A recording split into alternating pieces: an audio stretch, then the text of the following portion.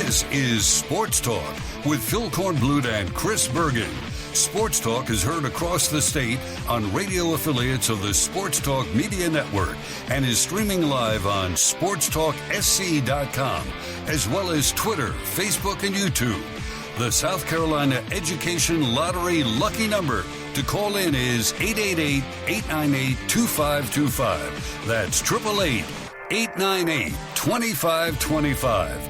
Now, here are Phil and Chris with tonight's edition of Sports Talk. All right, welcome into Sports Talk Media Network. Hope you had a great weekend. Happy Mother's Day weekend. Hope everything went well for all of you and the fams out there, and you enjoyed doing something. We had a busy weekend with baseball in Darlington.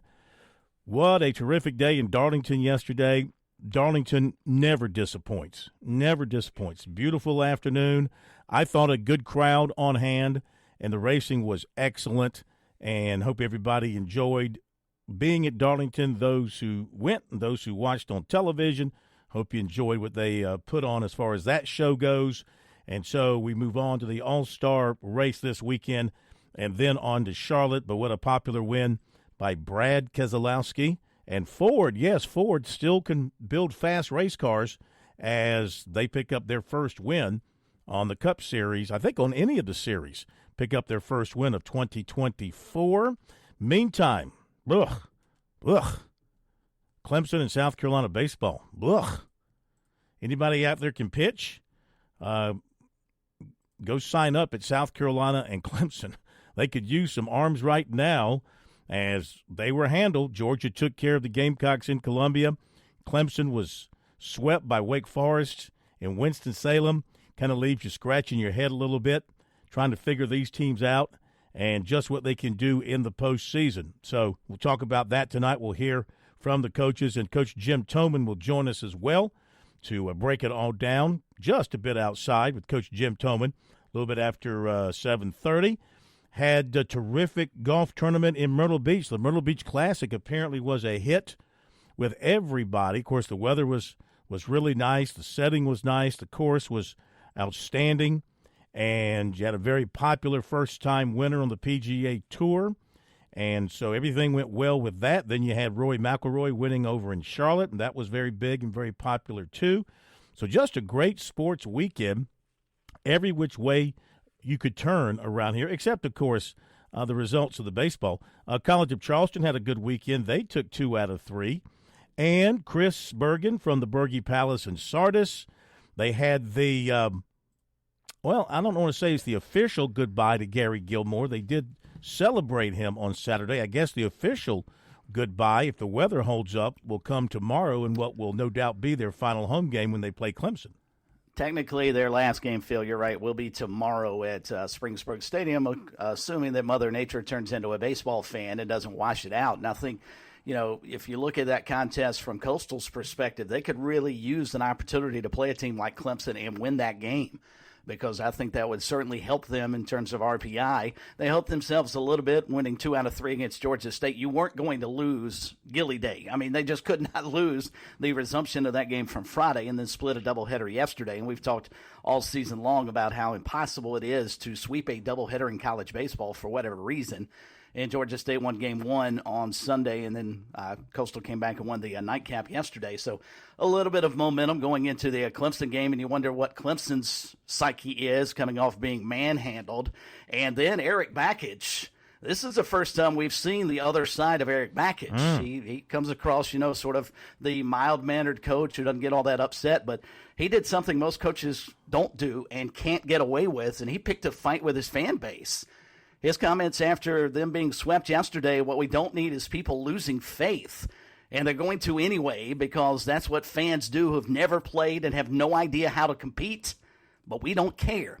He went on to say there will be room for them to jump back on the bandwagon, or we will step on their fingers as the season moves along. I mean, come on, Coach. You cannot win. You can't come out. I get your frustration. There's no doubt. They called him right after the game yesterday, and they did not look good this weekend, especially yesterday, in getting run ruled by a Wake Forest team, much like Georgia, that is surging at the right time. But my gracious, I've never seen that side of Eric Bakich before. I love the fire, but you just can't pick a fight with your fan base. It's a losing proposition. It really is. It's a losing proposition. We've got that audio, and we'll play that a little bit later on. It's gold. Yeah. It is absolute gold. Yeah. I wish they didn't have all the background noise there, but it is what it is. And we'll also have for you comments from Mark Kingston, who was pretty direct in talking about his team and took some pretty direct questions from the media after the Gamecocks loss on Saturday to Georgia. We kind of cleaned it up, eliminated some of the detailed questions about that game and talked more about the situation with his team going to Tennessee coming up this week for 3. And the Gamecocks sitting in 7th place right now in the SEC standings, which means they would play the second game on Tuesday. I don't think they can move back up to 6th the way things are. They could get past for 7th and end up in 8th, which would also have them playing later in the day on Tuesday. So not a good weekend there for South Carolina. Clemson, Coastal had a winning weekend. College of Charleston had a winning weekend. So they're hanging in there. As we noted with the Cougars, their situation, it's nice to have this terrific regular season, but they still have to go get it done in their postseason tournament to make it to the NCAA tournament. As far as anything else you want to comment on, you were side by side me at Darlington in the press box yesterday, and as I stated, I enjoyed the race, thought it was a good race, had a very exciting conclusion. You saw some daring moves. One which worked great, and one which did not work great, and led to Keselowski having an opportunity to win this race. I thought it was a typical good Darlington race. First stage, pretty boring. Nothing happens, no caution flags, nothing out of the ordinary in stage 1 because everybody knows that Darlington, save your tires, protect your equipment. That's basically what they did for the first 90 laps. Second stage got a little more competitive, had a few more caution flags for different things because as the cars start to break down and that track sits out in the sun and bakes all afternoon, it gets a little more slick. And then the final 60 laps or so of that race yesterday, Phil, probably as good as you'll see. I mean, it went back and forth exchanging the lead. Brad Keselowski takes the lead, then loses it back. And quite frankly, I felt bad for Tyler Reddick. Not that he crashed out and didn't win the race. I just felt bad that he had to apologize to Chris Buescher, who took offense to what happened. And I guess you can understand, Buescher gets beaten out by an eyelash, literally, in the race the week before, and then has a chance to win at Darlington and punch his ticket into the playoffs, and he gets taken out. And I'm not sure Tyler Reddick did anything out of the ordinary, or certainly was not intentional the way he apologized. And if you watched his post-race, he looked, heartbroken that he called somebody else to wreck, and I just felt bad for him. But yeah, good result for Brad Keselowski, who's an experienced driver at Darlington. He knows hang around long enough, something may happen in front of you, and it absolutely did. And for Ford, they needed that shot in the arm, especially after Buescher, not being able to get the win last week and then come back and Buescher's in the mix again. He gets taken out, but Keselowski's able to drive into victory lane. And for a guy that's won a few times at Darlington, listening to him last night in his post-race, that one seemed to be a little bit different. He talked openly about the struggles that he has had since joining and buying a share into RFK Racing, and it just felt like it has been a 3-year struggle for him, and it's been hard on him. And so I think he took full advantage of that opportunity to bask in a glow of a Darlington win yesterday. Well, the lady in black, she looked beautiful. They had it all cleaned up, dressed up, and thought the crowd was good for a Mother's Day spring race there. That race typically draws fewer fans than the Southern 500, but still thought it was a really good crowd. Tip of the cap to the South Carolina Highway Patrol. Once again, they did an excellent job of getting people out of the parking lots and onto the highways and out of the area. Thought they did a great job. So thank you, fellows, for doing a terrific job there. I know several of them personally because, I've got pieces of paper that have their autographs on it. With little numbers. If you would leave earlier, you wouldn't have to worry about that stuff. This is true. All right, so great day. We'll hear from Keselowski coming up a little bit later on as well. So we've got stuff from him. Yeah, we got a full show. Let me get along to a few of the other big stories from today that we want to touch on. First of all, we've got the first day of the NCAA men's golf tournament. We got South Carolina, Clemson, College of Charleston all competing. South Carolina's at the Baton Rouge Regional. Gamecocks shoot 5 over par for their first day round, puts them in 8th place. Virginia is your leader at -8. Auburn is next at -3. The key number is Duke. Duke is in 5th place at +3, so the Gamecocks are only 2 shots out of the cut after day one. Low round of the day for the Gamecocks was Bo Carpenter. He shot an even par 72. Clemson playing in the Chapel Hill, North Carolina regional. And the Tigers are tied for fourth after going 10 under par today. I'm sorry. Are they playing 2 rounds today? Because of weather, maybe? Because I'm seeing they shot 5 under in the first round, and now they're showing that they're on the course and they're 10 under. They might be playing a second round today. If that's the case, they must be, because they're at 10 under, tied for fourth with North Carolina. East Tennessee State is leading at 16 under. Baylor is 12 under, and Georgia Tech's 11 under. So Clemson right now is inside the cut line. They're playing holes 7 through 9. Their first round, they went 5 under, and the Tigers, they were led by Callahan Keever in that first round. He shot a 65. A guy from Ball State shot a 62 in the opening round of that one. And so we go to the West Lafayette Regional. That's where the College of Charleston is playing. And they finished their first round at plus 16. Plus 16. They're tied for 11th. So they're well back. The cut for them right now, plus 2. New Mexico is plus 2, so they're 14 shots back of that. Vanderbilt leads at minus 11. And they're only playing 1 round. So I can only assume they're in Chapel Hill. They're playing 2 rounds. I've got your answer. Yeah. I've got your answer. UNC men's golf yesterday, as a matter of fact, announced that because of inclement weather forecasted for tomorrow and Wednesday, they played round 1 today, and then they were also going to start round 2, and I guess get in as much golf as they could before daylight becomes a factor. And then we'll pick it up at some point in time, hopefully tomorrow, if not, I guess, on Wednesday. All right, update on Clemson. They've moved up to tie for second now. The Tigers have moved to 11 under par, so it keeps getting better for them. They're playing holes 7 through 10. They're 11 under. They're tied with Georgia Tech and Baylor for second, and East Tennessee State continues to lead at minus 18. So we'll keep a watch on that since that's a live moving event. And let's see what else we got for you today before we get to the baseball stuff. The SEC today announced the conference games for their men's basketball teams for next season. So South Carolina will have home league games with Alabama, Arkansas, Auburn, Florida, Georgia, Ole Miss, Mississippi State, Texas, and Texas A&M. Think about that. So Final Four team in Alabama, new coach at Arkansas, elite team with Auburn, Florida, improving team, Georgia, which has had a heck of an offseason acquiring talent, Ole Miss, Mississippi State, and, of course, Texas is elite, and Texas A&M. And then on the road, the Gamecocks will go to Florida, go to Georgia, they will go to Kentucky, they go to LSU, they go to Mississippi State, they go to Missouri, they play at Oklahoma, they play at Tennessee, and they play at Vanderbilt. So that is the Gamecocks' league schedule for next year. You can throw Clemson on there for one game, their non-conference game there.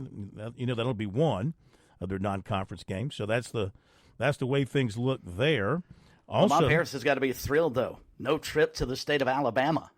Yeah, that's right. You get both Alabama and Auburn in your building this year after being humiliated by both those teams on the road last year. Women's basketball national news, Lisa Bluter has announced her retirement. I'd retire, too, if Caitlin Clark had graduated. Tell you what, good time to go out. There's no doubt. Play for the national championship, lose it, but you're right, lose the great players, probably a good time to hit the road. The Florence Darlington Tech Stingers over the weekend. They won their region championship. They're headed back to the Junior College World Series. Yeah, good for them. Yeah. Coach Preston McDonald has done just a tremendous job with that program, one of the top JUCO programs in all of college baseball. We've got 3 state teams in the NCAA softball tournament field. Clemson is in, and the Tigers are going to go to Tuscaloosa. South Carolina is in. The Gamecocks will go to play regional at Duke. And you've got Upstate in the tournament as well. Where are they going? You remember? They are also going to Tuscaloosa. Okay. All right, good place to be. Tough place to be because Alabama's usually pretty good. They're not as good as they have been. I don't know what's going on with that program, but they're not what they have been the last several years. So I think Clemson's got a legitimate shot to pull that regional out. And North Greenville going to the NCAA Division II tournament again, number 2 seed in the Southeast Regional, and they will host, beginning on Thursday, Georgia College, Mount Olive, and Wingate. So Landon Powell getting it done once again. See a note here that you retweeted from Rudy Jones from over the weekend. South Carolina batters have struck out 517 times in 51 games. 517 times in 51 games they've struck out. The 2010 National Championship team struck out 434 times in 70 games. The 2011 team struck out 402 times in 69 games, yet they have been like the SEC leader, if not the national leader, in walks. In walks, yeah. So how do you figure that? How are you impatient at one time, impatient the other time? You know? It's crazy. And as much criticism, and it's well-deserved at USC's pitching staff because, especially this weekend, are just abysmal. You've got to start questioning why they can't put the ball in play more often, too, because, yeah, the walks are nice, but there's way too many strikeouts. I mean, just clearly, when you've had 2 national championship teams that have struck out considerably less in longer seasons than what you're doing right now. Mm-hmm. Of course, those teams had some special players. Indeed. You know. Starting pitchers for Clemson Coastal tomorrow, if they play, Rocco Reed for Clemson, Josh O'Neill for Coastal. Now to the rankings. The new rankings this week, D1 baseball, Clemson 4, South Carolina 24. Baseball America, Clemson number 10. Perfect Game, Clemson number 9. And the coaches, Clemson number 7, USC number 23. As for the RPIs this week around the state, Clemson is a 7, USC down to 19, Coastal 37, College of Charleston 50. They moved up 4 spots. Wofford 70, Upstate 91, Charleston Southern 196, Presbyterian 201, Winthrop 235, and the Citadel 242. I tell you, Citadel, they have not been very good in their primary sports here last couple of years. Football, of course, has struggled. Basketball's been down. And baseball's been at the bottom of the SoCon and bottom of this RPI for a while. So tough times there at the Citadel. College of Charleston's Cole Singsank, CAA Player of the Week. What a name. Love this name. Singsank went 9 for 17, 6 homers, 15 RBIs, and he scored 9 runs. That's a heck of a that's a career for some people. That's a heck of a week for him. And let's see if there's anything else to pass along. I think we've covered it. Well, there's a couple of other things. This new in-season tournament for $1 million for NASCAR. I know you love that. I will admit that pretty much anything NASCAR publicizes and puts out as new or newfangled, the whole 9 yards, my immediate reaction is this is stupid. And that was my immediate reaction in fairness to this. But as I started to read and peel back the onion a little bit, Phil, I'm not as against this tournament as I thought I would be because you look at the scenario that they've proposed, and it's going to be a 32-driver field bracket. Everybody can get in, and they will go over, I believe it's 5 races, and the winner is going to get $1 million. And the key to this is, first off, it's going to help boost TNT when they jump on board next year to cover NASCAR, but it's also going to be during the summertime, when race ratings, my guess is, are way down and people aren't all that interested in watching NASCAR when they can be at the beach and in the swimming pool and everywhere else. This is an opportunity, I think, to attract some viewers to whether it be TNT Sports, whether they put some of that stuff on Amazon Prime, whatever they're going to do with their streaming services. I think, now, unlike the NBA in-season tournament, which I didn't see a need for, I think this might actually have a space in NASCAR that could actually work for them because NASCAR it's bound and determined to be like every other sport and have a playoff. Yeah. It's not like every other sport, and that's why the playoffs, to me, don't work because the only way it would work and make it interesting if you eliminated people But you can't do that in NASCAR because all those guys need to be on the track for their sponsors. So, for me, I'm not as against this now as I initially was, 6-7 hours ago. Yeah, it's gimmicky, and you're right. Summertime, gimmicky. It's a way to, I think, attract more wagering into the sport, and more wagering leads to more TV viewers because they want to see if their money's going to come through. I think this is all about, you see the bracket. They printed out a bracket, much like a NCAA tournament bracket. And, yeah, I think it'll lead to absolute wagering on particular drivers more than what you have now just in your regular races. So, we'll see. And the good news. The NBA, I call it the NIT, the NBA, in-season tournament, I mean, they tried to dress it up by calling it the NBA Cup. You don't win the trophy. You won the NBA Cup. But, I mean, did anybody really care? And, in fact, the Lakers won it, and they plummeted immediately after winning that tournament. Yeah. They went into a nosedive from which they never recovered. So I'm not sure it's really worth the effort. What's the what is the effort? Now, here, of course, you got the carrot dangling in front of the drivers, and we know how much these drivers love money. Oh, you dangle $1 million, but they're going to pay the winner of the All-Star race $1 million. Sure. So, whatever. It's just another gimmicky little deal, I think. Brett McMurphy reported Las Vegas will host the 27 college football championship game. Speaking of gambling. Yeah, really. New Orleans in 28, Dallas in 29, Miami in 30. They're negotiating to host title games. If any of those don't reach a deal, the backup sites are Houston, Phoenix, and Tampa. And our poll question of the week, pretty easy. Will South Carolina qualify for a bowl game in 2024? Pretty easy, simple poll question of the week. 306 votes in today. Pretty tight. 54.6% say yay. 45.4% say nay. I think it's going to be close. I think it's going to be close for them, I think it is going to be really, really hard for them to get to the magical 6 wins. And are they still doing the APR? If you get to 5 and 7, and there are not enough teams, if you're academically better than some of the other squads. I mean, we've had that in the years past. Yeah, I think. But I think it's going to be really hard to get to 6 and 6. For them to get to 6 and 6, you see it a tough road. I'd say no right now. Really? I think they're going to be a better football team, and it probably won't translate on the field in terms of results. If they don't make a bowl trip this year, 2 years in a row, what are Gamecock fans going to think of Shane Beamer? I think they're going to be getting tired of Shane Beamer, man. So I think it's a big year for him coming up. Yeah, he's got to find a way with this daunting schedule. Hey, you wanted to be in the SEC. This is what you get. And everybody's got to play a pretty tough schedule for the most part now with Oklahoma and Texas becoming members of the league. You've just got to go out and navigate it through and find ways to win ball games. And you've got to beat some teams that you've had historic problems with, including Kentucky and Missouri. I think those are 2 critically important games for them. And Texas A&M is another one to lump into that. And you win those 3, plus the ones we think they're already going to win, and then you're sitting in a pretty good position.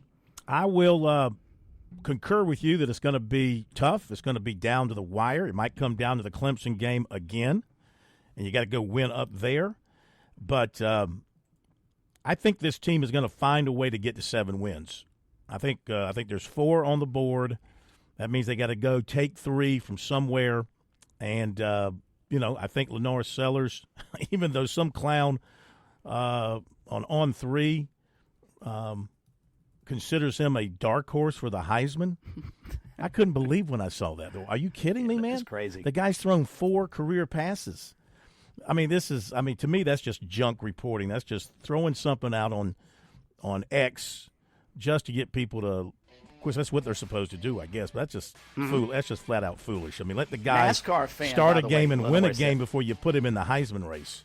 Yeah, and NASCAR Darlington fan Lenore Sellers was in Keselowski's pit box yesterday. Well, he can pick a winner, can he?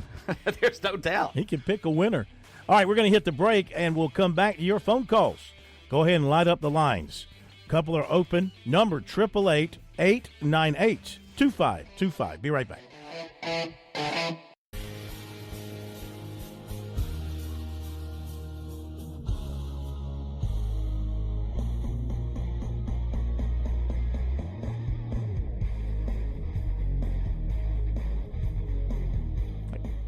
bumper got awfully bassy all of a sudden. Where'd the treble go? Very bassy. Hard hitting. Headbanger. That's headbanger stuff right there, right? Yeah. Yes, sir. Speaking of headbangers, I bet you they had a headbanging time at Gamecock Larry's birthday party on Saturday. Let's see how he survived it. Welcome in Gamecock Larry to Sports Talk to tee things off on this Monday evening. Welcome in, Gamecock Larry. Hope you're doing well. Hope the birthday party was up to your expectations. We had a great time. Good food, good fellowship. And you know what? I can celebrate 2 birthdays for my 90th birthday. My birthday is August the 1st. We're already planning something.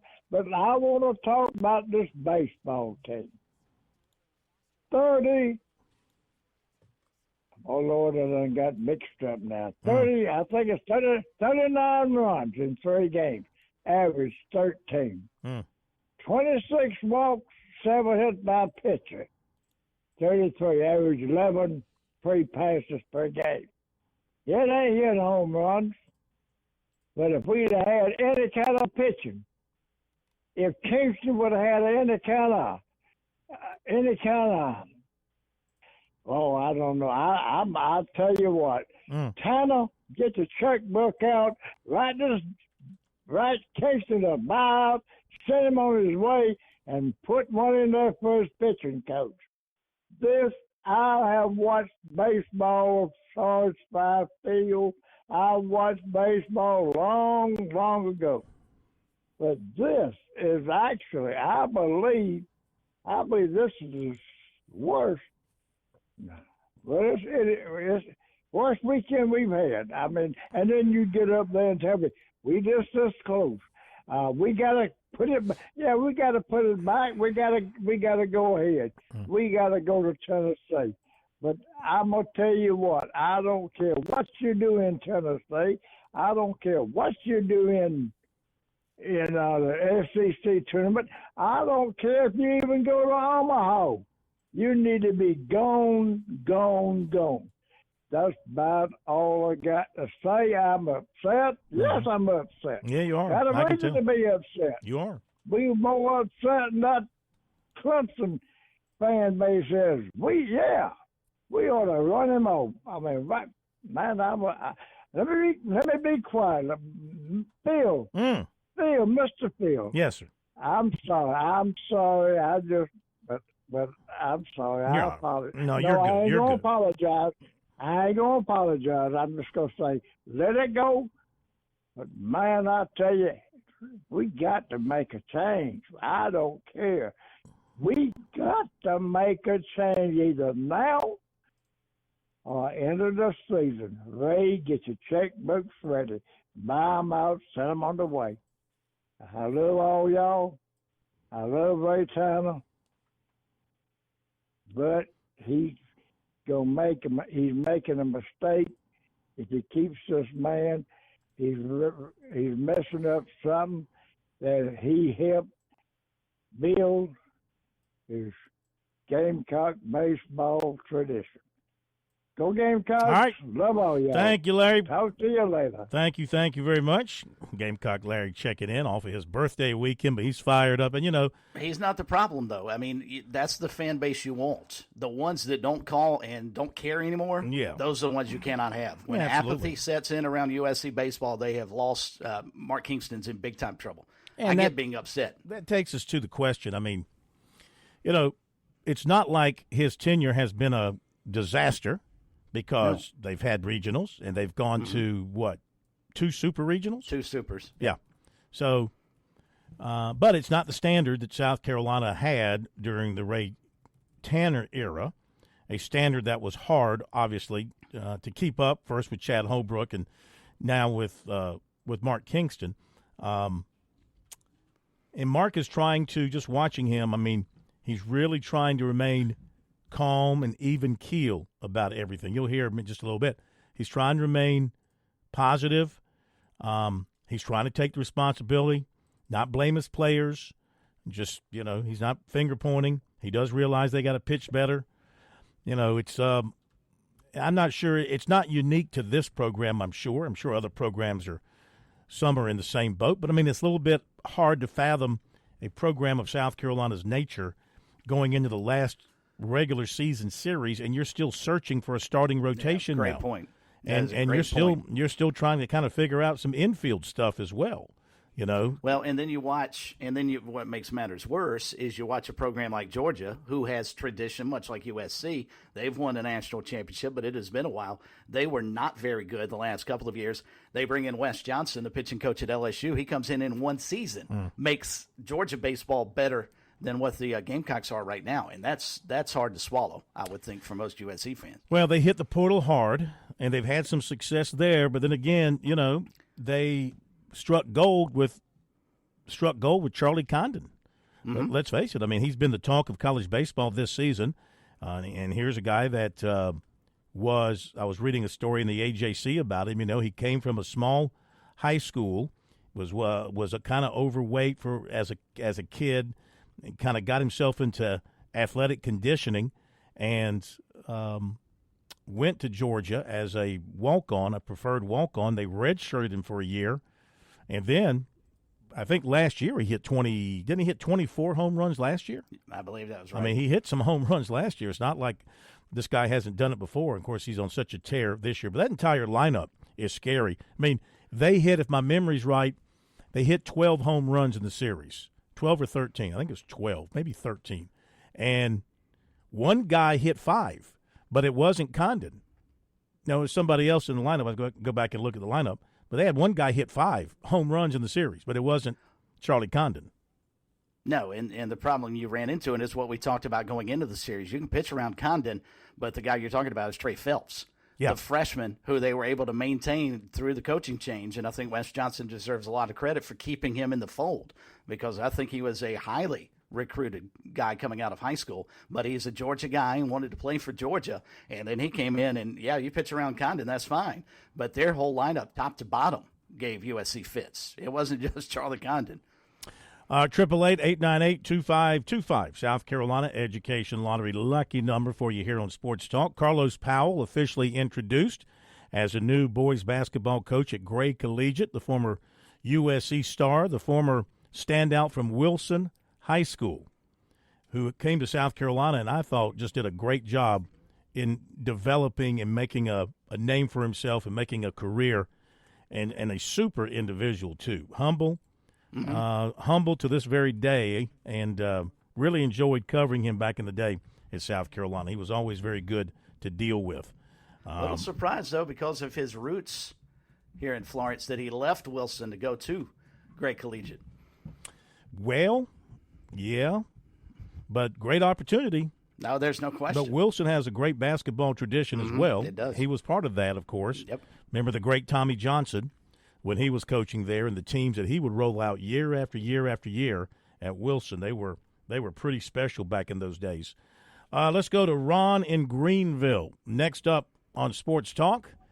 Ron, welcome in. How are you? Guys, I'm doing good. I hope you are. Yes, sir. Doing fine. Thank you. Yeah. I feel Gamecock Larry's pain. I really respect him. He tells it like it is. He took all he could take, and then he let it go, and I appreciate that. Mm-hmm. And what about Wofford this week? Down 10-0, come back and won 18-14. Whoa. I'm telling you, we're seeing some scores this season. I don't know if it's overall pitching or maybe the seams are tighter on the baseball. They've done something to the bats, but there's a lot of runs being scored and a lot of come-from-behind wins out there because the runs can be scored. They must have done something in the bats when Clemson played Wake Forest this weekend because they had holes in them. But all Tiger fans, nothing to worry about, I promise. Nothing to worry about. This team still has a chance to win 40 games during a regular season. You don't see that very often. What was your reaction to what Coach Bakich had to say about the fans? I didn't hear it, so I don't know. Well, Chris can summarize it for you, but then we'll play it here shortly. Basically, he said he didn't want to have to, Dan, I'm paraphrasing here, but did not want to hear from bandwagon fans, especially those who never played the game, don't understand what it's like to be a competitor. And when they start winning again, the bandwagon will have plenty of room, or they're going to step on your fingers as they move on by without you. Didn't and Ron, thank you very much. Good hearing from you. We ain't finished. Oh, you're not finished? No. Oh, well, go ahead and finish. No, I was just going to say I really appreciate him saying that because, I heard on, I guess it's Sports Center, during this long college baseball season, everybody's going to have their ups and downs. Clemson had a downer this weekend. I believe it woke them up, so look for Clemson to come back strong. All right, sir. Boston College, that's pretty much a good bounce-back card for anybody in baseball because they're not very good this year. Thank you very much. Dabo Swinney hasn't held his tongue about Clemson fans either, has he? No, and they haven't gone away. And partly because he keeps winning. And I think Eric Bakich realizes, there's a situation where people are going to be frustrated. But like I've said before, that's the one battle head coaches can't win, is when you start, chomping off at your fan base, you're never going to win those battles because those are the people that give money. Those are the ones that come support you, bandwagon or not. You need all of them. And, Ron may be spot on. And Bakich actually said so. You look back to last season when they started their run, it was after they got swept by Wake Forest. And they played some extremely good baseball the rest of the season until they ran into the regional. So maybe, once again, this is the team that what they needed. They needed a sort of a wake-up call for them because they've been cruising right along. And they got slapped in the face over the weekend, there's no doubt. Yeah, they've lost 6 in a row to Wake Forest? Yep, they got swept at home last year. Mm-hmm, yeah. Look, Wake Forest was the pick of all the experts to be the number one team in the country going into the season. I don't know what it is that set them back, but they found it offensively, and they pitched well enough too. They held Clemson to 3 runs yesterday, so they found something over the weekend. So Clemson's got to deal with, Coastal does not want to lose their last home game under Gary Gilmore tomorrow, so that'll be a tough one too. Be back after the break. Relax. Winter is finally over. It's time to get ready for a season of adventure. Escape the ordinary and get out on the road with an auto loan from Founders Federal Credit Union. From city streets to off-road trails, your journey begins here. Our low fixed rates can get you on the road in a ride that fits your lifestyle and budget, featuring no payments for up to 90 days. You can apply early for a pre-approved spending limit before you even start shopping. Let a Founders representative be your trusted advisor to make sure your purchase makes sense for you and your finances. Ask for a free auto insurance quote for a personalized plan to protect your purchase. Founders also offers mechanical breakdown protection that is competitive with most warranty plans available at dealerships. Head over to one of our 40 convenient office locations or visit foundersfcu.com to apply for an auto loan today or to see if you qualify for membership with Founders. Membership qualification required. Terms and conditions apply. Stay tuned. More Sports Talk is coming up on the Sports Talk Media Network. I'm attorney Jim Corbett. I'm not a case manager. I'm a lawyer for over 35 years. I don't charge 40% for your injury in your wreck case or any on-the-job injury. Call 803-765-2968 and ask for Jim Corbett or email me, jim@jimcorbettattorney.com, for the experience of a lawyer handling your injury case. Jim Corbett, 803-765-2968. Jim@jimcorbettattorney.com. Put 35 years of experience to work on your injury case. You've put in the work for your education. The extra early, extra late, extra work. That's because you understand education opens doors to better pay, better opportunities, and a better you. Being educated about playing the lottery is no different. It helps you be a better player, one who knows when to play and when to take a rain check. The lottery's a game, so let's keep it fun. Learn more at sceducationlottery.com/betteryou.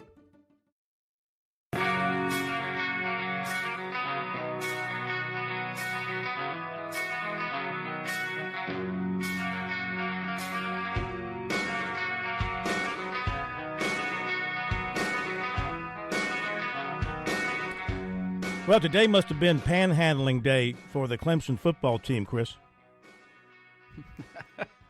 Okay, how so? Well, because I must have seen 20 tweets from Clemson football players asking the fans to support the 110 Society. In other words, please give money to our collective so that money can come to us. Panhandling.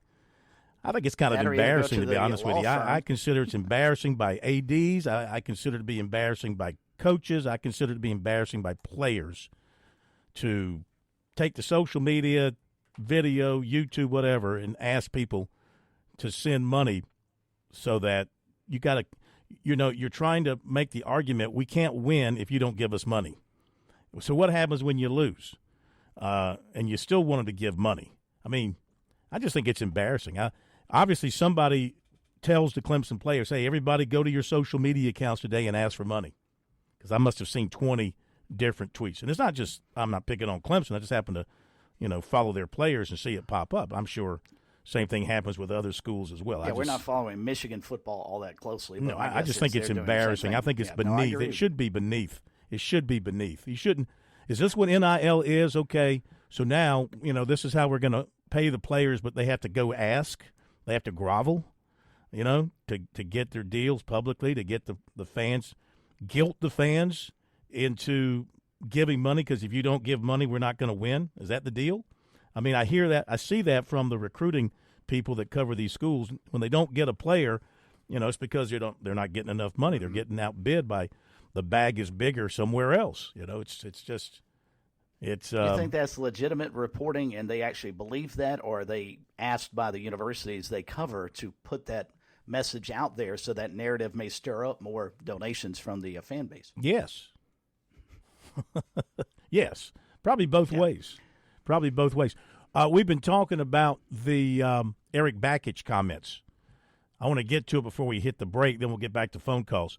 So these comments were made after the loss yesterday at Wake Forest, completing the sweep, and it not only was a loss, it was a run rule loss. Jason Priester was there covering the Tigers for his website, which is the Clemson Insider, who he works for.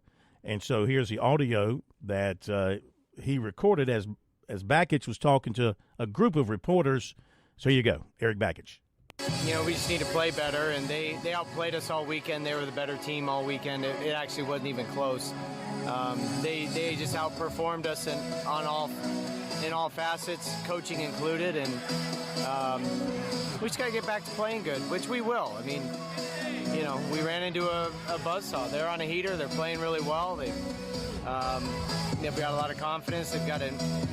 We saw this weekend why they were ranked number one in the country for so long. I mean, they played very well, and we didn't. And on the road against good teams, you got to have better performances, more competitive performances than what we did, and just made too many mistakes, and they capitalized on everything. Any worries? The bullpen's been a little bit up and down since Georgia. What do you need to do to get back to the level you were at before? Part of it is we're facing everybody's offense is elite. You have to look at are we throwing strikes?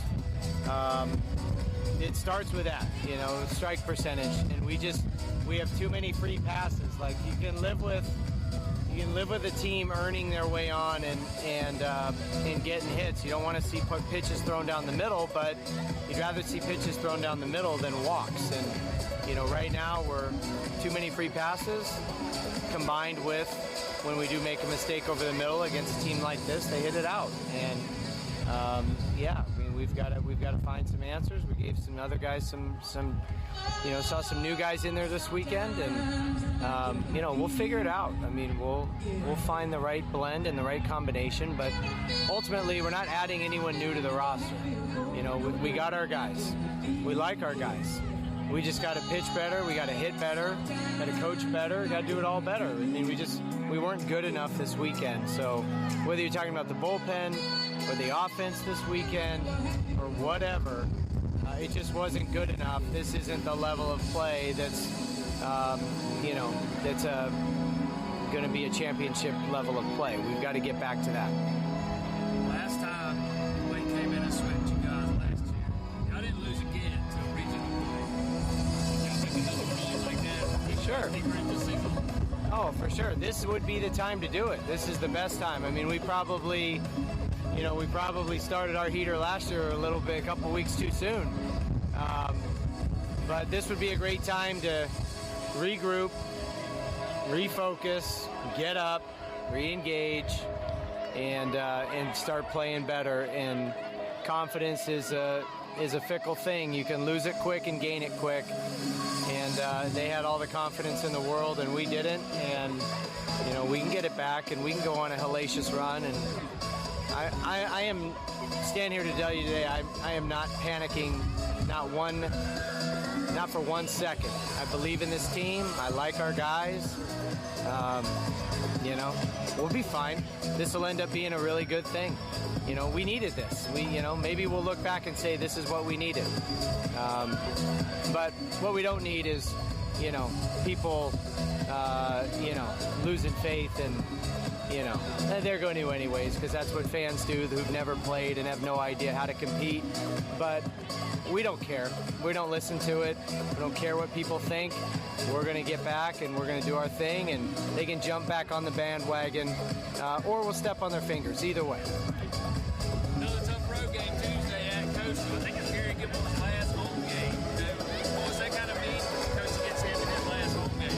Oh, he's a inspirational coach to so many of us younger coaches, and he's just to do what he's done and build Coastal Carolina into a powerhouse type program that's won a national championship and many super regionals and on the cusp of an Omaha trip so many times, but just to have a Hall of Fame career that he's built and do it at Coastal and just with the consistent success throughout the years was just incredible. So, hats off to him. Wish him all the best in retirement. Look forward to shaking his hand on Tuesday. And he's an incredible coach, and he was incredible for the college game. That's for sure. Eric Bakich, as you probably have never heard him before. Nope. Since he got to Clemson. Quickly, let's go to Suzette for our next call here on Sports Talk. Not sure where she's calling from, but Suzette, welcome in. How are you? How you doing? I want to tell them, Carolina and Clemson, the two teams, them the ones going to win tonight if they play. Say that what? Clemson would do what if they played? Clemson and Carolina. Oh. They together playing two other teams, they beat every one of them. So they're pretty good. They're pretty good when they're together. Yeah. So you're saying if South Carolina and Clemson playing other teams and Clemson playing the other team, yeah, they would win. If they combined, you mean, and played other teams? Better than one team, Yeah. With two other teams, I bet they'll win. Yeah. And they can't do that though. They're separate. They're separate entities, so they got to kind of live with what they got on their own. Well, I raised both of them. Yes, sir, ma'am. Yeah. Mm-hmm. All right. Well, thank you very much. Appreciate the phone call. Okay. Thank you. All right, Chris, you want to kind of recap that phone call? Not sure where that came from. I'm guessing, obviously, if you could take the best athletes off USC's team and combine them with the best athletes off Clemson's team, it'd be an outstanding all-star squad. Just that's never going to happen, but it's a nice thought. Yeah, I guess. Okay, we're going to hit the break. MJ Ward will join us from Louisville, and we'll have more coming up next hour. Don't go away. Welcome back to Sports Talk on the Sports Talk Media Network. You can reach the guys with the South Carolina Education Lottery lucky number, 888-898-2525. That's 888-898-2525. Now back to Phil and Chris with the second hour of Sports Talk on the Sports Talk Media Network.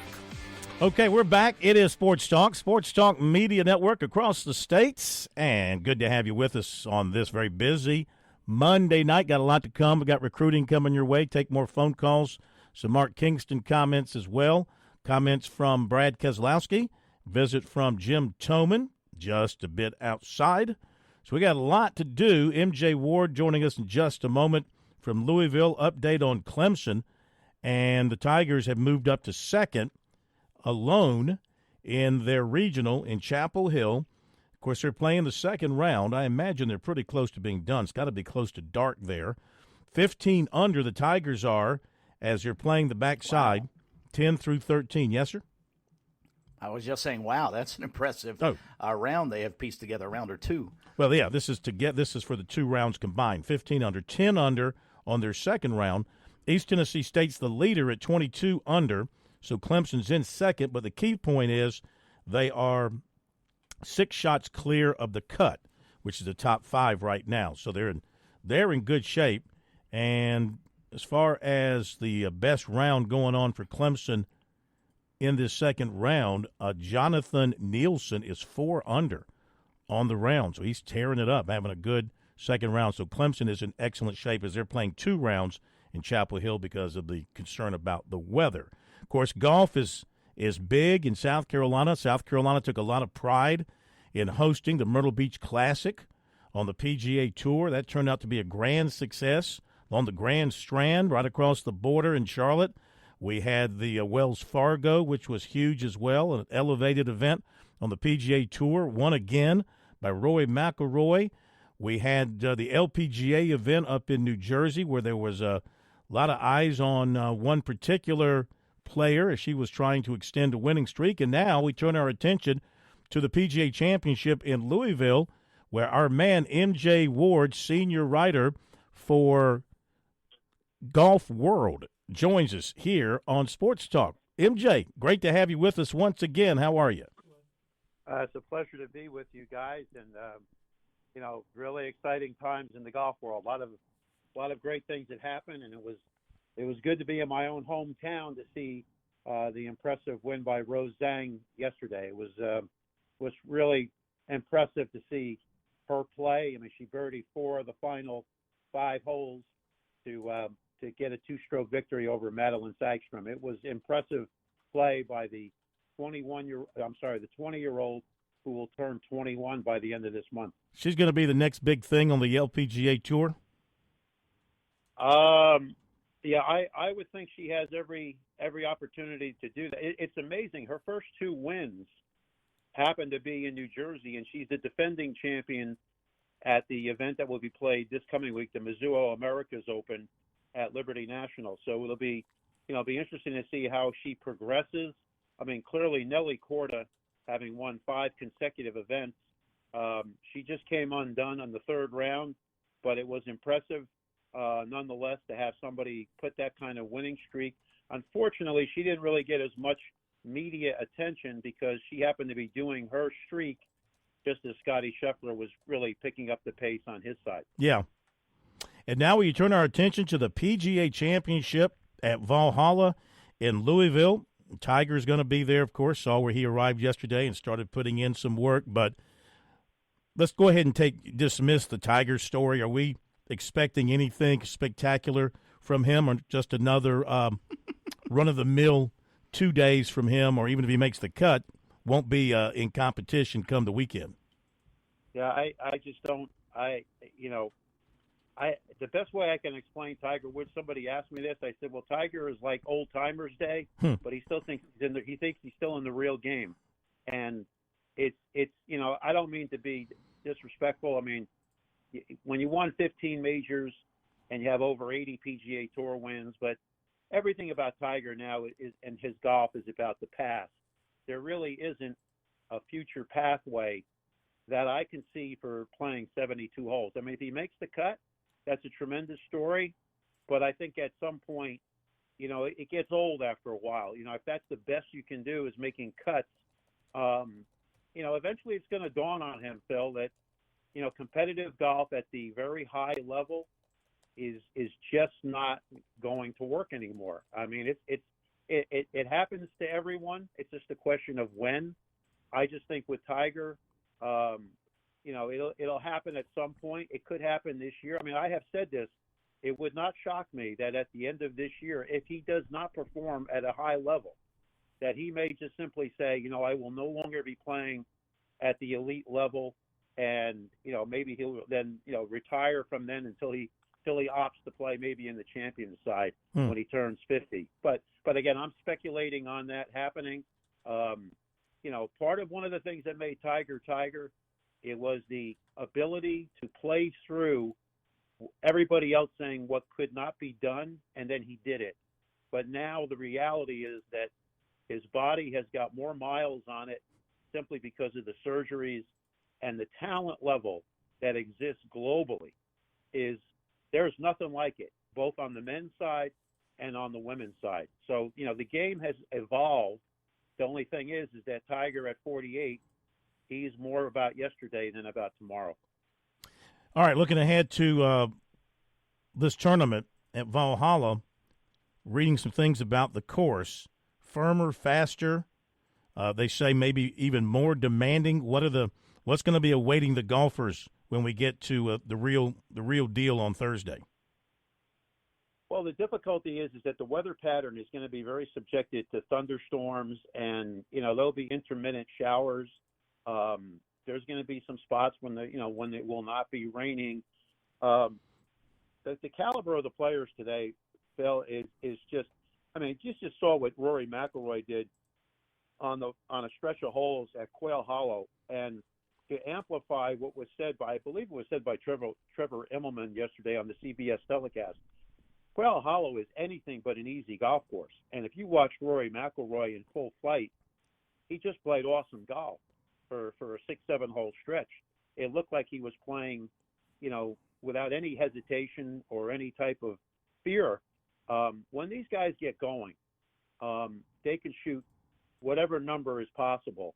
I mean, I can remember a few years back, because I played Bethpage many times growing up and even playing it in competitions.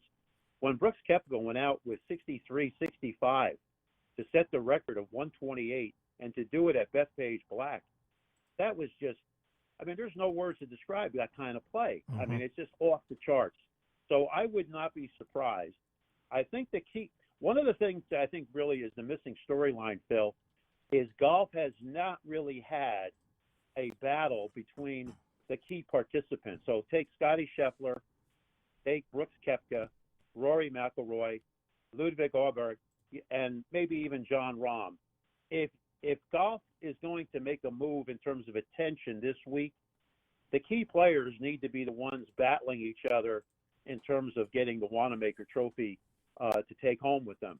So I think it'll be interesting to see can the top players reemerge. I mean, I'm going to be very curious to see how Scottie Scheffler performs. I mean, he just had the birth of his son that just happened recently, within the week. It'll be interesting to see how he comes back into the fray after being, sidelined. I mean, he personally wanted to be with his wife in Dallas.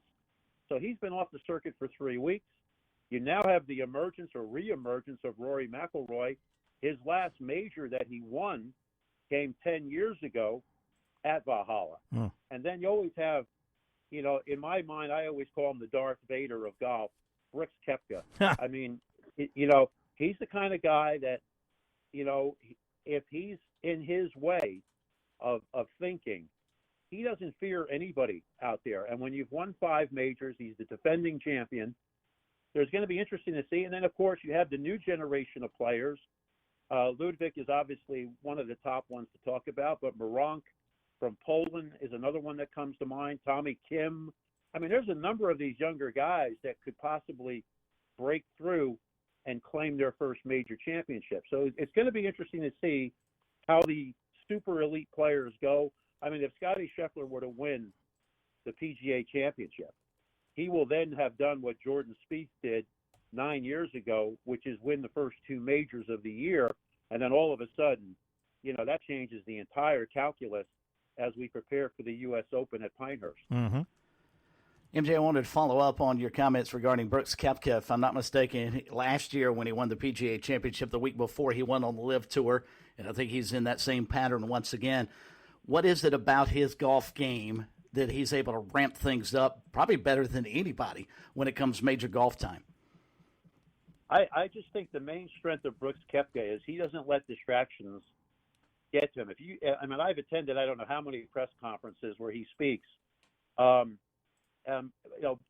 Koepka focus is such that he doesn't really get distracted or get bothered by it. I mean, I can remember when he won at Belle Reve and Tiger was playing extremely well, and he had to overcome all of the noise that goes on when Tiger is in contention, and he handled it. I mean, he did brilliantly on that day.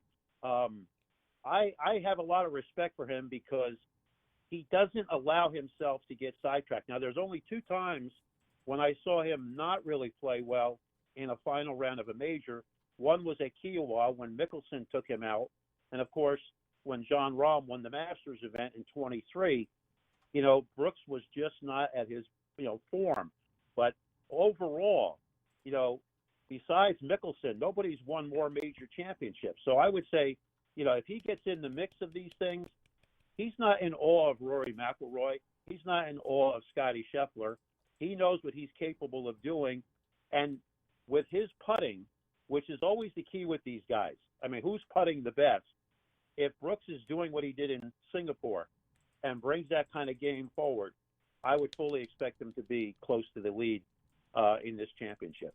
Last thing, we'll let you go, then we'll connect with you on Thursday.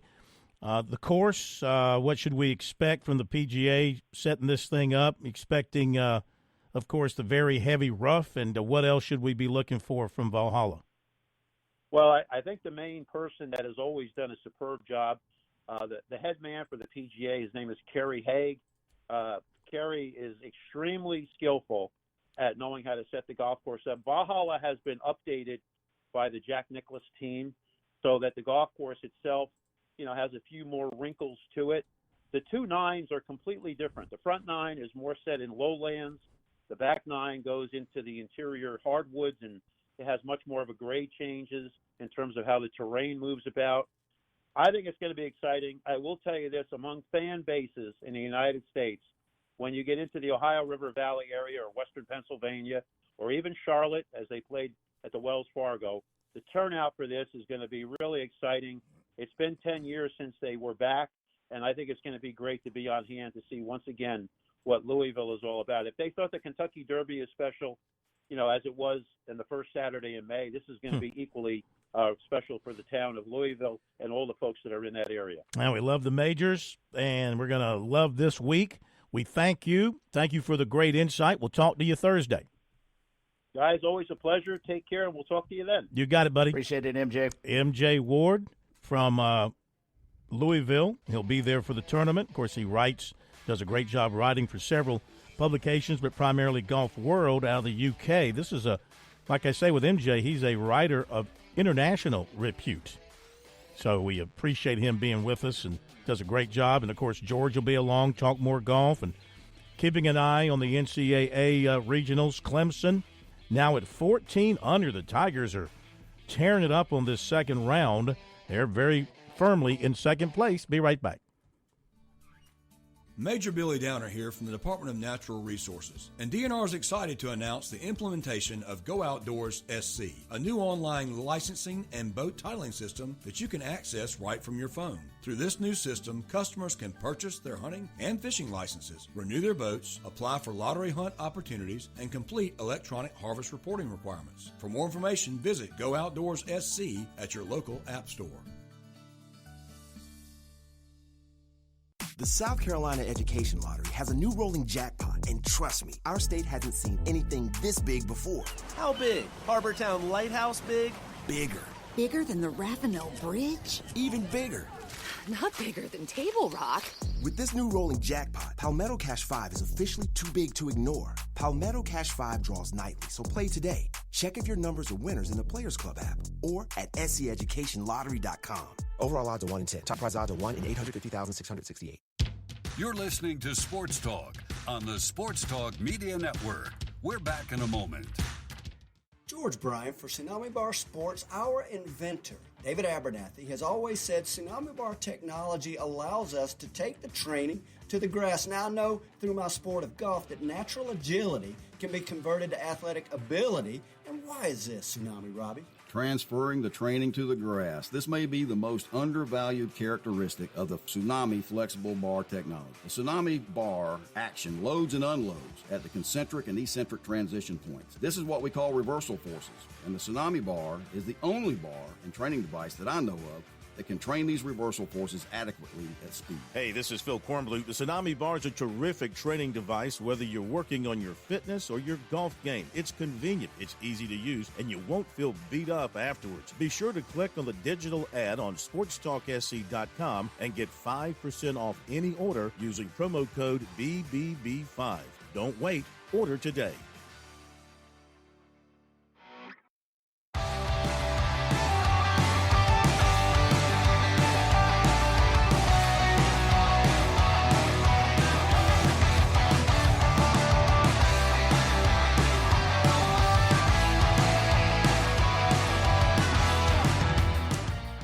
Yeah, I see LeBron James is attending the Celtics-Cleveland game tonight. You know, the only way he can get into a second-round playoff game is to buy a ticket. Hi-oh. Ba-doom-boom. I love it. Gone fishing. Lakers gone fishing. Speaking of fishing, had the Bassmaster Classic at Lake Murray over the weekend. I saw it was in town, yeah. Yeah, it's pretty cool. I watched some of that on television. You know where else you can catch fish? The beach. And you want to... I thought you were going to say sea whales. Well, they don't offer the opportunity to go fishing, but they do serve fish. But you can go fishing at the beach. And our man, Jimmy Smith at James Smith Real Estate, he'll set you up on a – you want to go fishing? He'll set you up on a boat and everything, I'm sure. He'll get you galoshes. He'll get you a Shakespeare reel. He'll buy you the line, whatever you need. He'll get the shrimp to put on your hook. But primarily, he's looking for a place for you to stay. And you're going to need that. You're going to need that coming up. You know, it's Biker Week. Biker Week this week down at the beach, so heads up on that. But things will calm down, and you'll want to take the fam down to the beach. 843-237-4246 for Jimmy. Paulie'sVacationRentals.com. So if you hadn't made your plans yet, you better act soon. 843-237-4246. Online at Paulie'sVacationRentals.com. Well, like Eric Bakich, Mark Kingston is hoping not to go on vacation anytime real soon. But after losing a weekend to Georgia, losing 3 games to Georgia and giving up a ton of runs and a whole bunch of other bad stuff, vacation could be right around the corner for the Gamecocks if they don't pick it up. Here is Kingston at the end of the series taking questions from the media about what went down against the Bulldogs. Mark, with the series and Hoover left to go, what did you talk to the team about today? Just about today, or saying the road ahead, we can still pull out of this? A little bit of both. I talked to them about how this game was not meant to pat you on the back. This is a game built on failure that will beat you up, give you a lot of highs and give you a lot of lows, and you need to handle it properly. And this game will make a man out of you if you play it long enough. And this was one of those weekends that we took a lot of gut punches that we got to make sure we grow from and become tougher from. Again, tip my cap to Georgia. It's amazing what they've done. They've turned that program around in very short order thanks to the transfer portal. It's probably the best offense we saw all year, and we've got to pitch better regardless of who we're playing. Yeah, I was going to ask about Garrett. What did you think of his start today, and did you ever anticipate after the outing that he had using 6 guys to get 11 outs today? No, I didn't. I mean, the plan was Gainey, Veach, and then SQ. SQ, obviously, the last time he pitched on this field, he shut out Kentucky. And so surprised how today went. But Gainey did his job. That's exactly what we thought we would get out of him. 80 pitches was his pitch count because we have to work him up as we get towards regionals so that he'll be a 100-pitch guy for the regionals. But you can't, snap your fingers and have that happen overnight. Veach came in and only gave up the 1 earned run, minimized some damage, and I liked where we were at that point. Again, we had a guy coming in the game with a 2-run lead with 2 innings to go that had thrown a shutout against Kentucky, so it just didn't work out. With the Tennessee series coming up, do you have to rethink your pitching plans here over the next few days before you go to Knoxville based on what you saw this weekend and what you've seen the previous couple of weekends? Well, we saw that Gainey now is probably going to be one of our starters, so we'll continue to make adjustments on the fly if we have to. The trick is to try to figure out what you're going to get. You know, we've got a lot of talented guys, but they've given us ups and downs, and the trick is trying to figure out which one you're going to get on any given day. And that's what makes it harder. You know, when you have more consistency, it's easier to lay out how the pieces fit together. When there's inconsistency, it makes it harder. And so you just got to hope that you make enough good decisions and you get the good rather than the bad. With the pitching in general this weekend, what do you kind of chalk it up to? Is it something where George is just on every pitch y'all are throwing? Is it control issues, walking too many guys? What's kind of your analysis of that? Probably all the above. All the above. We walk too many guys.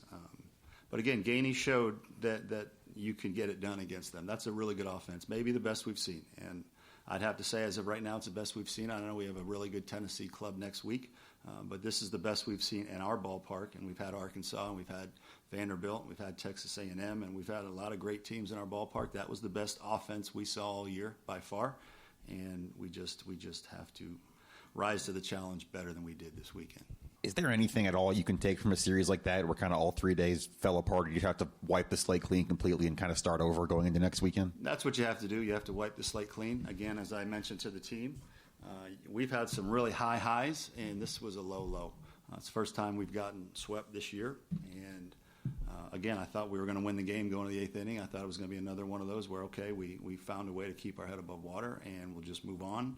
And the RPI stays in the top 12, and we'll be fine. Look at the big picture. But those last 2 innings were a nightmare, and we're going to have to handle them properly. I asked anybody in that huddle, anybody ready to quit, do you think the season's over? The answer obviously is no. We've got one more regular season, then we've got the tournament, and then we've got the NCAA tournament. And at the end of the day, in the big picture, the goal every year is get to the NCAA tournament and then get hot, for 5 games and find your way to Omaha. So all of that is still ahead of us, but this is a gut punch this weekend that our guys have to learn how to handle and respond properly to. I'm sure people are going to be wondering, why it took until now to start Gainey. Did you ever think earlier in the year about having him start, or what was kind of the build up to this? Yeah, we've thought about it, but again, he was doing such a great job finishing games. You've got to start a game, but you also have to be able to finish a game. And again, we're picking where the challenge has been, okay, who can do this role, who can do that role? And we had been thinking about it for a while, and as you know, Matt was his pitching coach at Liberty last year.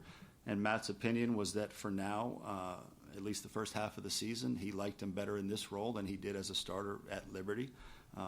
But we got to the point, obviously, now where it's a pretty easy decision that we need starters. Now we just got to find the guys that can slam the door shut after he comes out of the game. All right, Mark Kingston, his comments after the conclusion of that series with Georgia. So it's going to be interesting to see what he does pitching-wise, Chris, against Tennessee. I got to believe Ty Good will get the ball first. Absolutely has to. If you run Roman Kimball out there again, I mean, I don't know what he has to do to prove to you that he's just in a slump. And I don't think continuing running him out there on Friday nights, I know this is another Thursday, but you get my point. Yeah. Friday nights against the ace of the other team, it doesn't make a whole lot of sense. Maybe you bring him in middle relief when Good starts to wear down. Maybe that role will work better for him because the starter's role just isn't working for Kimball. Yeah. In fact, I think, if I'm not mistaken, I believe he started off the season coming out of the bullpen.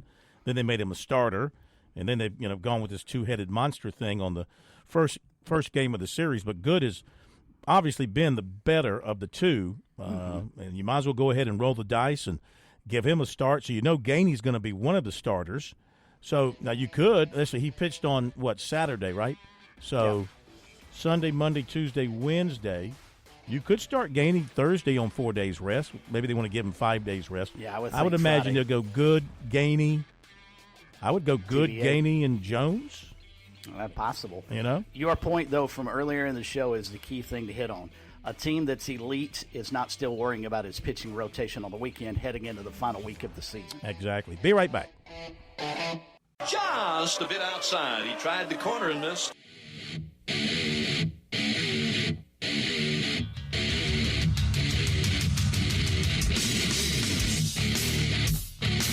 You know, there's a lot of baseball talk out there.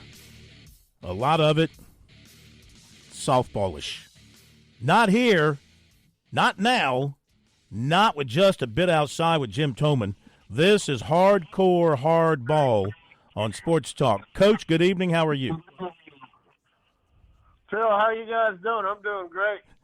We're doing better than Clemson and South Carolina did over the weekend. What in the world?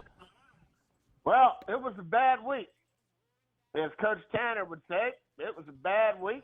And it's over, so they got to move on. And I'm going to give a little motivational talk because it's over.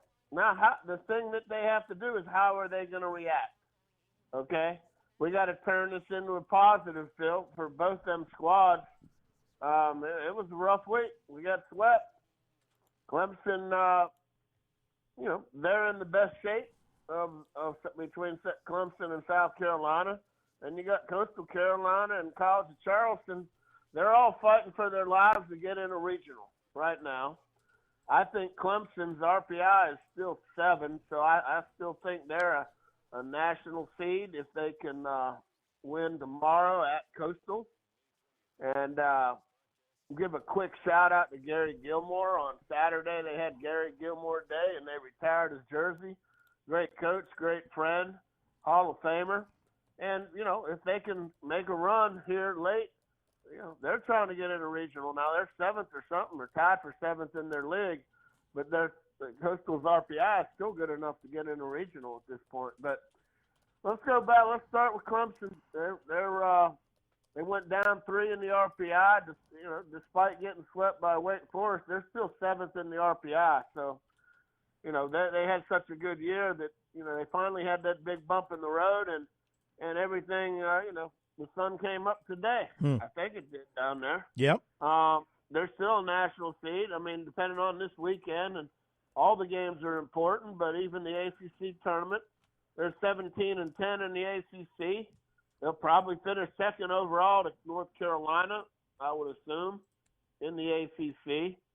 They go to Clemson, and then they have 3 games, which is against Boston College, who's a tough squad, but they're at the bottom of the ACC, and Clemson will be at home. They did get outscored 25-10 in the sweep, but they had a game or two where they could have won against Wake. Wake's hot again. They're a good squad. They're in the top 10. They were in first for a long time in the country, so it isn't like they lost to the Sisters of the Poor. South Carolina, okay, what are we going to do now? We're down to 19 in the RPI. They lost 6 places in the RPI, got swept by UGA. UGA is just like Wake Forest. They're big bangers. And so it was the first time that South Carolina's been swept at home for 5 years. I think Vandy did it in May of 2019. South Carolina's 33-18. They're a game under 500 in the SEC. Got outscored 39-21 by UGA in the sweep. That's not good, but they can't dwell on that. They got to toughen up, and they got to rebound quickly, okay? We got to go to Tennessee, number 1. No one said, this is a Coach Tanner phrase, no one said it was going to be easy, okay? And he said, if you're afraid, you know what you do, Phil? You get a dog. Okay, ain't no time to be afraid. Right. Okay, South Carolina needs to go into Tennessee acting like they're going to win 2 out of 3, and if they do that, they could be right back in the hosting mode. Yeah. Because Tennessee is number 1 in the country. So instead of feeling sorry for themselves, right, they take it as an opportunity. But let me ask you this, though. What about their pitching? I mean, here they are going into the last weekend. They didn't do good last week. But I mean, they're just so unsettled. They're so unsettled with their rotation, and it's the last weekend of the regular season. I mean, that's not good. Yeah. I'm not trying to sugarcoat anything. Right. But I also know that what was the good Yankees team? The 29 Yankees. That was one of them. Tennessee is not the 29 Yankees. 27. Okay, I think most people say 27 Yankees. Yes. 27 Yankees. There you go. I was close. Okay, I'm not a Yankee. They were fan. probably good in I'm a '29, but Pittsburgh that was the year of the Great Depression. So I'm not sure how good anybody was that particular year. I hear you. Yeah. But anyway, South Carolina is not going to be in the top 4 in the SEC. So depending on what they do at Tennessee will depend whether they host or get into a regional. But they're going to have to do well, here at Tennessee, and they're going to have to do well in the tourney. And it's going to be single elimination for them in the tourney. I believe only the top 4 have the double elimination, and South Carolina won't be in the top 4. So, they're going to have to do well at Tennessee, and they're going to have to do well at Hoover, which y'all know how South Carolina's done at Hoover in the past. Not so hot. Yeah. I was down there. We didn't do well. That was our place to go to lose 2 and get back so we could practice. That's what we did when I was with Coach Tanner. We didn't do so hot down there, but we were ready for the regionals. Are you saying now? Seriously, hang on a second. Are you saying that y'all didn't go to Hoover really thinking about winning that tournament back then? Well, it was a different park down there. You'd have to crush it to hit it out, and we'd hit 100 home runs at Sarge Fry Field, and the balls would fly out. We'd go down to Hoover and we'd crush it, and then get caught at the damn wall. And we did that for several years in a row. And we're like, well, if we go home, we can practice 3 times. There's no limit. We can practice 3 times a week. And Coach Tanner threw an awful lot of BP to them guys, and it worked out. We were well rested for the regionals and super regionals. But, no, we wanted to win. Don't get me wrong. Yeah.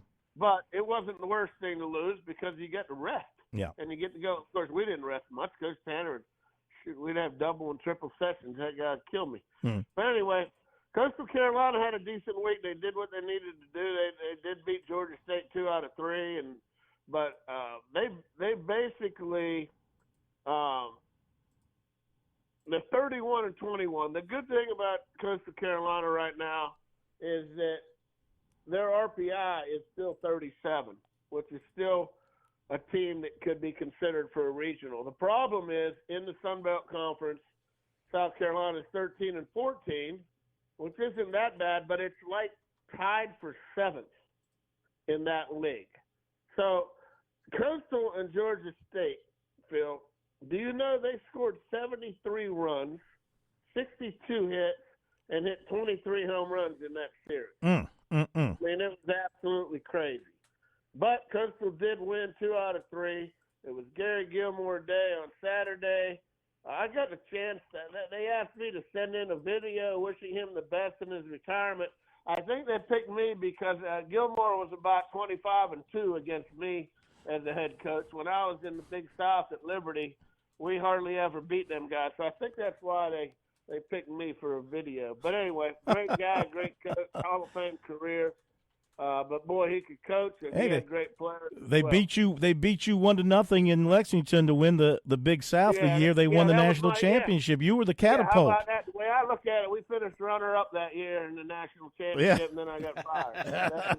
That's what I thought you was. But anyway, but what's going to hurt them? They're 2-9 versus top 25. But. They do have their number 2 non-conference schedule in the country, so that's going to help them a little bit. So they still have a chance. And then College of Charleston, they're hanging in there. They beat Northwestern 2 out of 3. They're second in the CAA to UNC Wilmington by half a game. Their RPI is a little shy of where it needs to be. Their RPI is 50, but they are 36-12. They got to play at Duke, and if they can win there and then win 3 at Elon, they're looking pretty good. And then, all these teams have opportunities. So if it doesn't quite work out as an at-large team, well, then you go to your tournament and try to win it. Now, for Coastal's sake, I don't know if they only take 8 teams, but they need to win, at least 2, if not 3. I think they go to Marshall and play.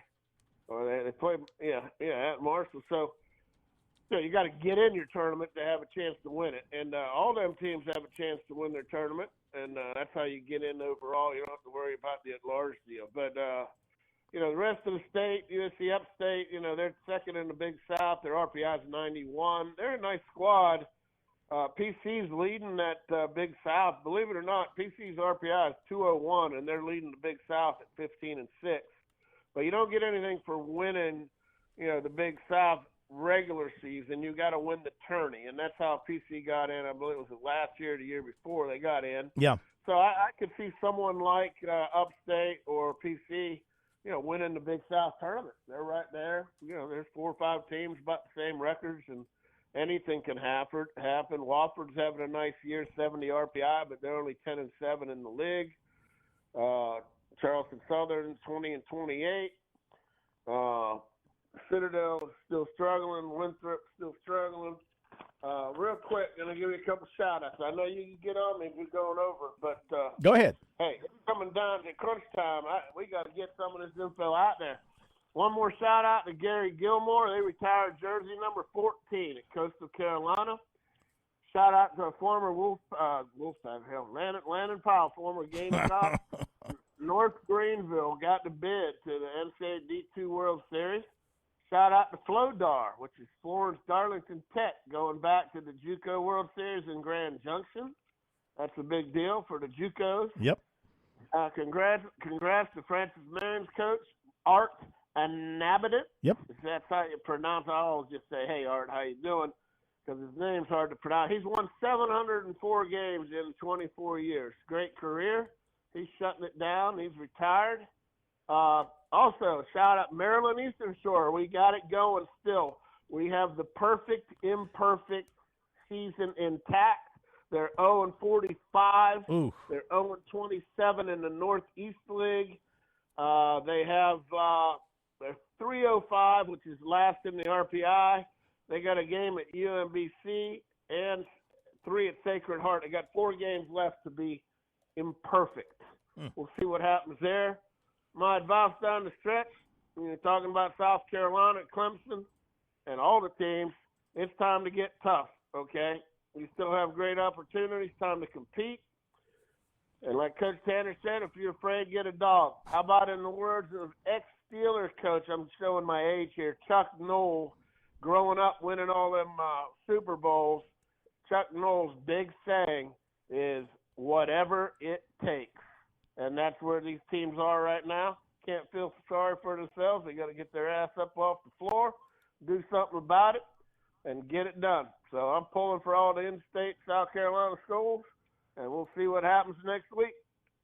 Coach, outstanding. We appreciate you. Talk to you next Monday. All right, buddy. There you go. That is Coach Jim Toman just a bit outside tonight here on Sports Talk. We got recruiting coming up in just a couple of moments, but let me go ahead and get into Brad Keselowski, okay? Well, this will take 2 seconds. Okay. As you well should know as a Yankees fan, the 27 Yankees won 110 games. The 29 Yankees won 88. Yeah, that's right. That's why the 27 Yankees are referenced more so. They had the depression to deal with there in 29. In 27, the Yankees were depressing the baseball. There's no doubt. Yeah. All right, Brad Keselowski, I'll let you lead into some comments from him after that fantastic win for the number 6 car and for Keselowski, breaking a 3-year winless streak and 110 races, et cetera, et cetera. First win for Ford this season. Take it away. Well, you set it up perfectly. Second win at Darlington for Brad Keselowski, also his 36th of his career. He stayed out of trouble late, and when Tyler Reddick took out, Chris Buescher down the stretch, it opened up the door for Brad Keselowski, and afterwards, as Keselowski takes questions, you can tell this win meant a lot to him. It's the first time the 6 has been in victory lane since 2011, so I'm curious if that means anything to you just from a historical sense. Yes and no. I'm not a huge numerology guy, but it's still a historic number in the sport. All the single-digit numbers, I think, in NASCAR kind of have this legend to them. So it's nice to get it back in victory lane. There's a lot of things to be excited about, so it's really hard to pick one over another, right? Whether it be just winning as a whole, winning at Darlington, winning and locking into the playoffs, winning with my family here, winning on Mother's Day. I don't know how to pick which one means the most, but they all mean a lot. I can tell you that. It's good for Jack to have been here too. I'm sure I'm missing. Good for Ford, first win with the dark horse, and they've had a rough go the last few months. So there's a lot to be excited, a lot to like about it. Not sure I know how to scale it, Bob. Which ones are more than others? And obviously, Busher was not the happiest after this one. And I'm curious, we were talking to him, does he need a race any, dirtier or anything to get a win? And so what would you tell him if he asked you that, or people said he needs to be a little bit more not as polite? Chris has his style, and it's worked really, really well for him. I don't think Chris needs to change a darn thing about what he does. It might not have worked out today, but there's other days where it works for him, and makes him what he is. It makes him special. It makes him good. I hated I didn't get the result out of it. I know he had some damage on the car, and that was holding him back a little bit. And so he wasn't able to drive away like you would assume a leader would do on a situation like that. But I thought he did a great job of putting himself in position, and to not get a result, I'm sure it's hard to stomach. And it should be hard to stomach. That's what you want out of your driver, right? You want him to be upset when he doesn't win. Yeah, I would say, Chris isn't sitting in front of me now, but I would tell him, just keep being Chris. Keep doing what you do. Cameron Richardson, NASCAR.com. Brad, you've had a lot of important wins, monumental wins in your career. Just where does this one rank for you personally, for your driving career, given the last 2-3 years where you went without a win? Yeah, ranking wins is hard. Your first win is always really special, and then there's these other moments in between. Winning here in 2018 and sweeping the weekend was awesome. That's one of the best weekends of my life. I remember coming home from that and thinking, this is as good as it gets, right? And then you have other wins that you mean a little less. I kind of feel guilty about that, right? I don't want to take those for granted. But Darlington, to me, has its own thing about it, its own mystique, where it's always been like this really tough driver's track. And, to win here multiple times kind of puts you in a crowd of drivers that I think most of us would recognize as elite. And so, it feels really good because not of what it means, whether it be the fame or the money or all that, and not really even about other people cheering and being excited. I'm glad my fans are happy. I think that's awesome. But it's like a self-respect thing when you win at Darlington, right? Because as a driver, we all know when we come here how tough this place is. And when you win here, as a driver, and you know what it means, it's like you almost respect yourself, right? And that sounds kind of egotistical as I'm saying it, but I don't know how else to say it. But there's certain wins that you just look back on a driver's career, and they look back on a driver's career, and they say, this one means a lot to me personally because I know what Darlington is. I know what it means to the sport. I know what it means to win here. And I'm glad to be on that list multiple times. All right, Keselowski, who also won the Southern 500 back in 2018. I think that's 36 career wins for him and his first as partial owner of that RFK team. So very popular win. He's very popular with the fans, a veteran guy, does it the right way. It's an exciting finish and just a great day all the way around at Darlington. Okay, let's give you the recruiting report tonight. It is brought to you by Seawells, and we remind you that for the very best in the catering business, we want you to give Seawells a call for that wedding reception or that birthday party or that corporate outing. Maybe it's a retirement party. Whatever, Seawells can handle it at their location or they'll come to you. Just give them a call, 803-771-7385 or online at SeawellsCateringSC.com. What you got? Well, you said Monday through Friday for the past couple of weeks, but on their website it says Mondays are closed. I'm not sure if they're closed for just their buffet on Mondays or what they got going on. Extended weekend. Right. I can't blame them. Yeah. I'd take Monday off, too, if I could. Sports Talk will be closed on Mondays moving forward. How about that?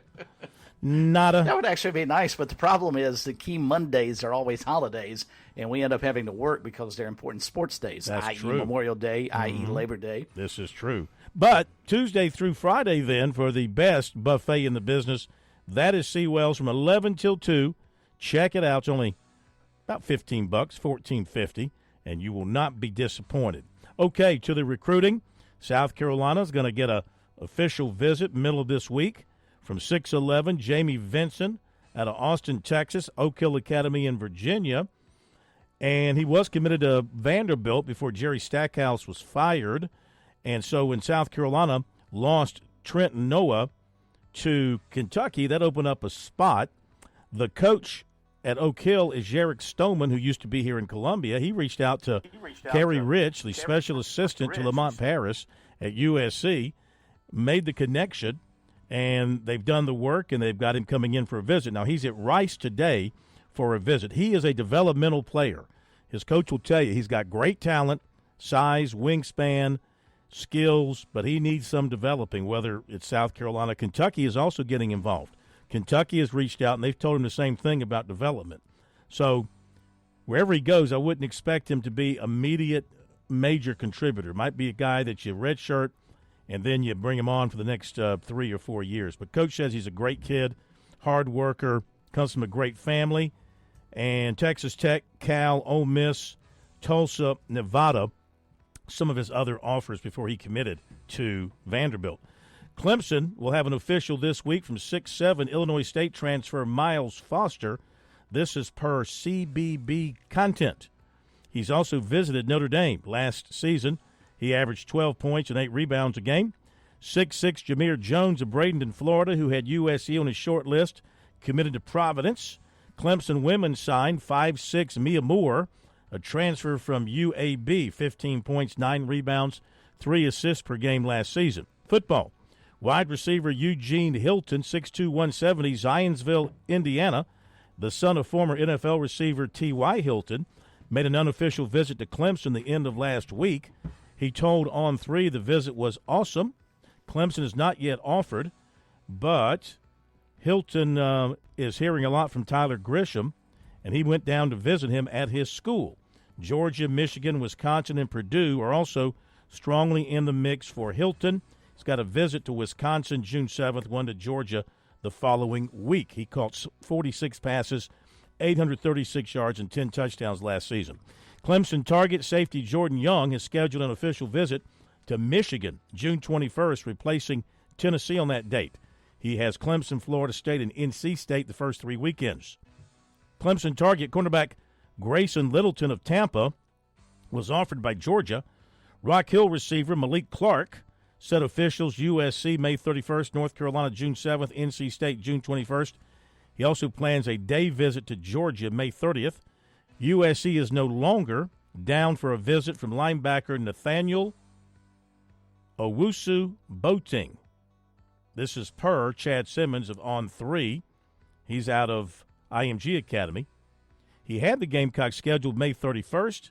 He's changed that to Southern Cal, also known as USC Junior by some people, but we call him Southern Cal. And he follows that with Notre Dame, Ohio State, and Michigan. He said he could add more visits and won't make a decision until December. USC commitment wide receiver Brian Rowe was offered by Tennessee.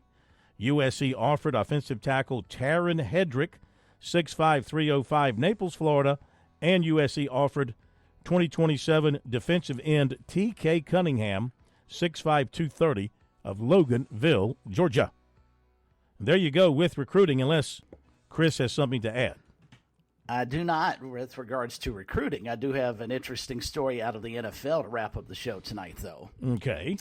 Of course, the schedule is supposed to be released on Wednesday, make it a national holiday when the NFL schedule comes out. Well, the NFL has decided the gloves are now off. We are not going to protect college football any longer. They are going to announce a game in December on a Saturday evening on the 21st, which will coincide with the college football playoffs. Ooh. So now CFB is going to have the same problem every other sport has, and that's going head-to-head with the big elephant in the room. And you got to believe in December it's going to be an important game related to the playoffs, right? Indeed. You would think. Absolutely. Starting to hate the NFL. Have a great night. We'll see you tomorrow.